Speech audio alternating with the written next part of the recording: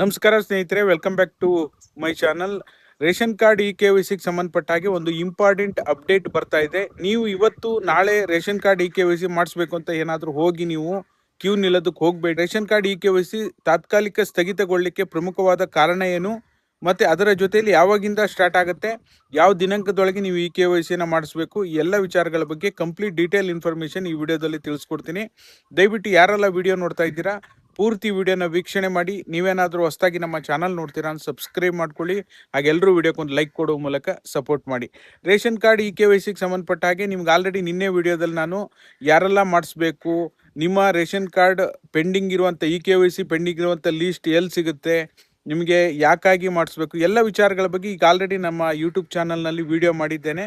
But ಇವಾಗ ಏನಪ್ಪ ಅಂದರೆ ಎಲ್ಲರೂ ಒಂದೇ ಸರಿ ಮುಗಿಬಿದ್ದಿರೋದ್ರಿಂದ ಸರ್ವರ್ ಸಮಸ್ಯೆ ಆಗ್ತಾ ಇದೆ. ಅದರಲ್ಲೂ ಸಹ ಈ ಆಗಸ್ಟ್ ತಿಂಗಳಲ್ಲಿ ಬರುವಂತಹ ರೇಷನ್ನ ಮಹಿಳೆಯರಿಗೆ ಕೊಡ್ತಾ ಇರೋದ್ರಿಂದ, ಅಂದರೆ ರೇಷನ್ ಫಲಾನುಭವಿಗಳಿಗೆ ಕೊಡ್ತಾ ಇರೋದ್ರಿಂದ ಈಗ ಅಲ್ಲಿ ಕೂಡ ಬಯೋಮೆಟ್ರಿಕ್ ಕೊಟ್ಟು ರೇಷನ್ ತಗೋಬೇಕು. ಅದರ ಜೊತೆಯಲ್ಲಿ ಈಗ KYC ಬೇರೆ ಮಾಡಬೇಕು. ಇದು ಹಾಗಾಗಿ ಮನೆಯ ಸದಸ್ಯರು, ಕೆಲವೊಬ್ಬರು ಮನೆ ಸದಸ್ಯರು ಎಲ್ಲರೂ KYC ಕೂಡ ಮಾಡುವಂಥ ಅಗತ್ಯತೆ ಇರೋದ್ರಿಂದ ಈ ಸಿಕ್ಕಾಪಟ್ಟೆ ಸರ್ವರ್ ಸಮಸ್ಯೆ ಆಗ್ತಾ ಇದೆ. ಇದೊಂದೇ ಅಲ್ಲ, ರೇಷನ್ ಕಾರ್ಡ್ ತಿದ್ದುಪಡಿ ಕೂಡ ಈಗ ಆಲ್ರೆಡಿ ಸರ್ವರ್ ಸಮಸ್ಯೆ ಆಗ್ತಾ ಇದೆ.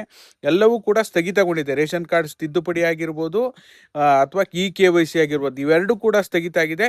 ನೀವು ರೇಷನ್ ಕಾರ್ಡ್ಗೆ ಬಯೋಮೆಟ್ರಿಕ್ ಕೊಟ್ಟು ರೇಷನನ್ನು ತೊಗೋಬೋದು. ಸದ್ಯಕ್ಕೆ ಈಗ ಸೆಪ್ಟೆಂಬರ್ 1ನೇ ತಾರೀಕಿಂದ ಮತ್ತೆ KYC ಮಾಡಲಿಕ್ಕೆ ಸ್ಟಾರ್ಟ್ ಮಾಡ್ತಾರೆ.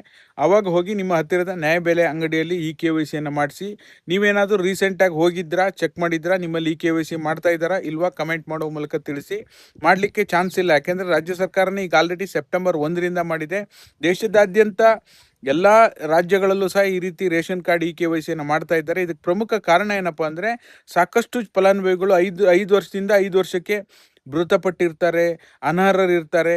ಅದರ ಜೊತೆಯಲ್ಲಿ ಕೆಲವರು ರೇಷನ್ ತಗೊಳ್ಳದೆ ಹಾಗೆ ಬಿಟ್ಟಿರ್ತಾರೆ. ಇಂಥವನ್ನೆಲ್ಲವನ್ನು ಕೂಡ ಫಲಾನುಭವಿಗಳ ಪಟ್ಟಿಯಿಂದ ಹೊರಗಡೆ ಇಡೋದು ಉದ್ದೇಶ ಆಗಿರುತ್ತೆ. ಅರ್ಹರಿಗೆ ಮಾತ್ರ ರೇಷನ್ ಕಾರ್ಡಿಗೆ ಬರುವಂಥ ಸವಲತ್ತುಗಳನ್ನು ಕೊಡಬೇಕು ಅನ್ನೋದು ಸರ್ಕಾರದ ಉದ್ದೇಶ ಆಗಿರುತ್ತೆ. ಆ ಉದ್ದೇಶದಿಂದ KYCಯನ್ನು ಮಾಡ್ತಾ ಇದ್ದಾರೆ.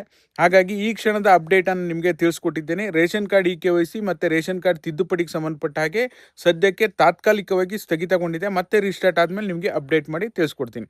ಇದಾಗಿತ್ತು ಈ ಕ್ಷಣದ ಮಾಹಿತಿ. ವಿಡಿಯೋ ನೋಡಿ ಸಪೋರ್ಟ್ ಮಾಡಿರುವ ನಿಮ್ಮೆಲ್ಲರಿಗೂ ಧನ್ಯವಾದಗಳು. Thank you all. Thank you so much for watching.